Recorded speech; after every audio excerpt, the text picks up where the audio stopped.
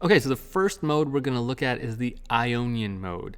Now this is probably the easiest one to wrap your head around, so it's convenient we're starting it first. The Ionian mode is just another name for what we already know of as the major scale. So Ionian is major. So here I have on the screen a C major scale. This is also known as a C Ionian scale. Now, 99% of the time when we run into this series of notes, we're going to call it a C major scale. We don't really call it a C Ionian scale unless we're working specifically with a group of modes.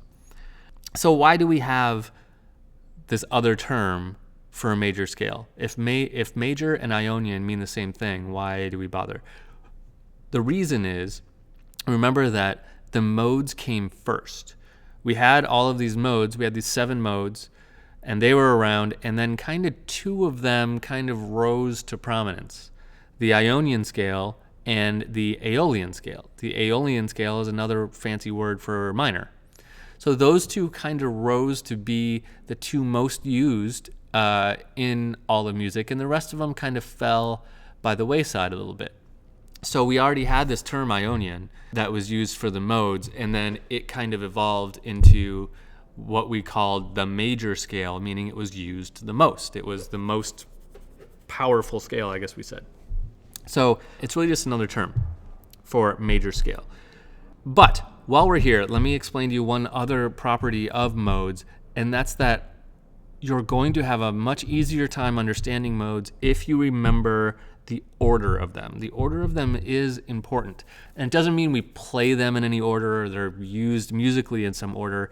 It's just that for figuring out what notes go into each mode, if you can remember the order, you'll be able to figure out the notes much easier using that relative identification process that we just talked about. So the order is Ionian is first, Dorian, Phrygian, Lydian, Mixolydian, Aeolian, Locrian. That's the order of the 7.